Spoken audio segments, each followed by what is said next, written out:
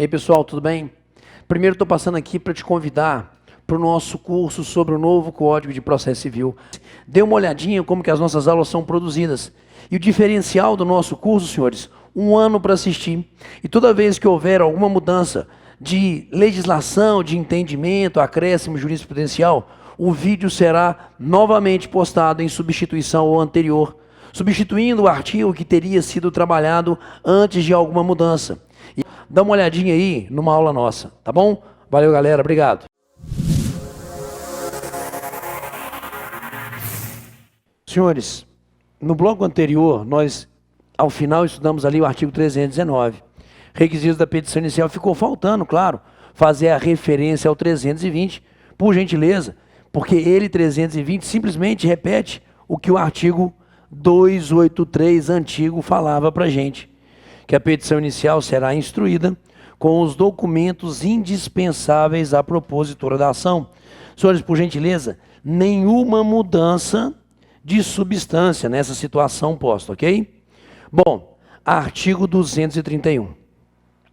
O juiz, ao verificar que a petição inicial não preenche os requisitos dos artigos 319 e 320, ou que apresenta defeitos e irregularidades capazes de dificultar o julgamento de mérito, determinará que o autor, no prazo de 15 dias, a emende ou complete, indicando com precisão o que deve ser corrigido ou completado.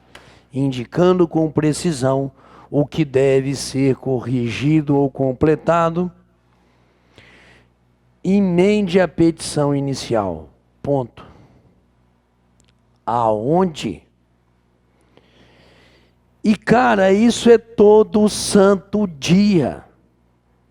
E é interessante que o STJ sempre considerou esse despacho, entre aspas, essa manifestação do juiz, que determina ali a emenda, a complementação, o conserto da petição inicial, decisão interlocutória, passível, inclusive, de recurso de agravo, coisa que eu vou discutir com os senhores na sequência.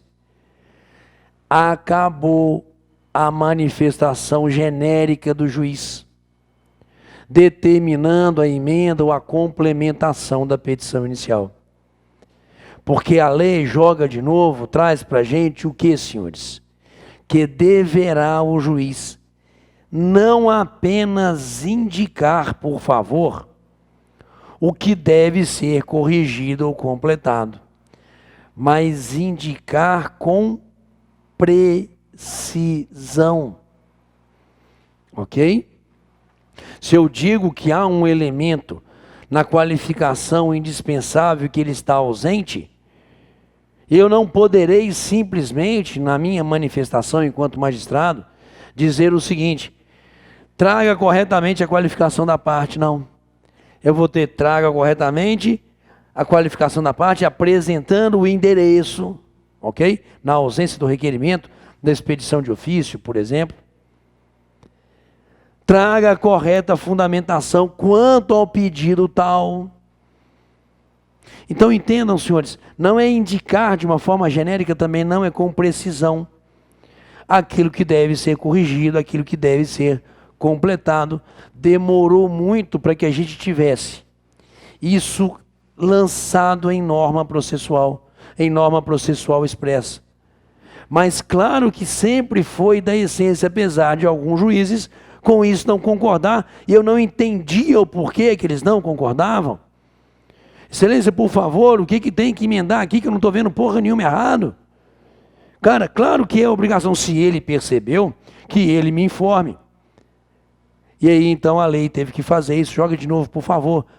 Pelo menos tardiamente, agora veio para o direito processual civil como norma expressa, que a manifestação do juiz que determina a emenda ou a complementação da petição inicial pressupõe indicação com precisão do que deve ser corrigido ou completado. Matamos?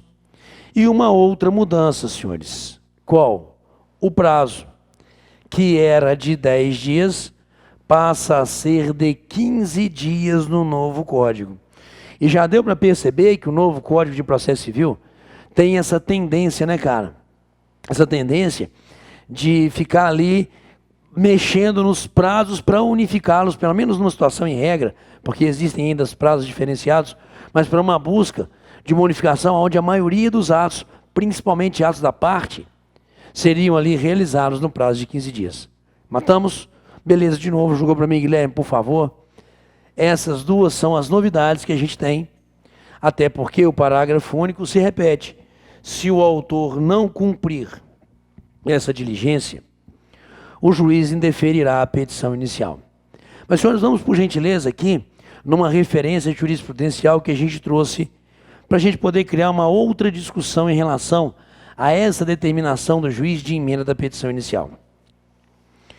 Processo civil tributário, violação do artigo 284, emenda não cumprida, ok? Por aí afora.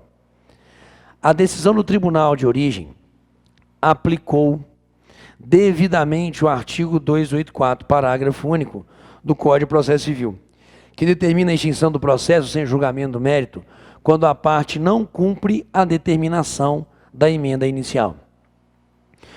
Caso a parte não concordasse com a determinação de emenda inicial, deveria ter interposto agravo de instrumento, recurso cabível em decisões interlocutórias. Bom, o que aqui nós temos é a jurisprudência, apesar de algumas vozes dissonantes em termos doutrinários, dizendo que contra essa decisão do juiz que determina a emenda quando abusiva, quando não há necessidade de se corrigir absolutamente nada, caberia agravo sobre a forma de instrumento, o que reforça ser decisão interlocutória. Mas a pergunta é, senhores, da decisão do juiz, que agora no novo Código de Processo Civil determina a emenda da petição inicial, cabe algum recurso? Senhores, eu não trouxe aqui porque ficaria muito grande, mas peço aos senhores que deem um pulo sempre que a gente faça essa pergunta.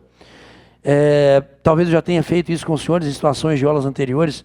Toda vez que se fizer a pergunta qual o recurso cabível contra essa decisão interlocutória, aqui no caso que determina a emenda da petição inicial, que se veja na estrutura da geografia desse instituto aqui morre, nesse artigo apenas, se a lei aqui especificamente fala do recurso de agravo de instrumento, não fala. Aí nós vamos ao artigo 1015, que eu não laminei aqui, mas peço que os senhores deem uma lida, até porque tem que decorar o danado. E lendo o artigo 1015, nós não encontraremos essa manifestação do juiz como manifestação possível de ser atingida por agravo de instrumento. Logo, senhores, não há mais recurso cabível e de forma imediata contra a decisão do magistrado que determina a emenda da petição inicial. De novo, não há mais o recurso cabível de agravo de instrumento contra a decisão do juiz que determina a emenda da petição inicial. O que é que deverá ser feito? Bom, nada impede que você se manifeste por petição simples, esclarecendo ao magistrado que você não tem nada para consertar na sua petição inicial, que aquilo que por ele foi posto na decisão não merece conserto, ou lá está e não foi visto, ou não é obrigatório. Argumente. Ele pode voltar atrás, deferir a petição inicial, ou indeferir a sua petição inicial. Agora você terá então recurso de apelação, já que houve o indeferimento.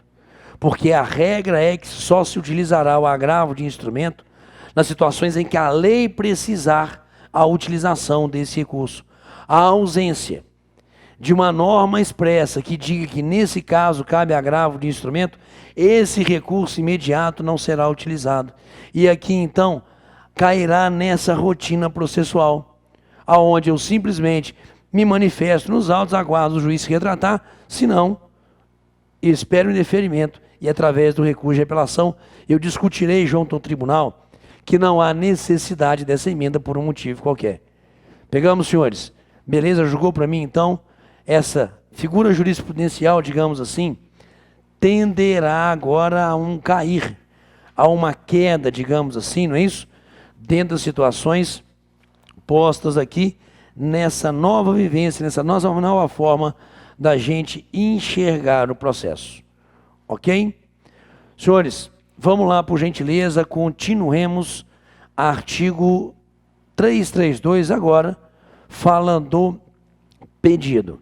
E para uma melhor organização do nosso curso, prefiro parar por aqui esse bloco de aula, para no próximo a gente aí enfrentar o pedido com digamos assim, com um tempo maior de bloco, ok? Valeu, senhores.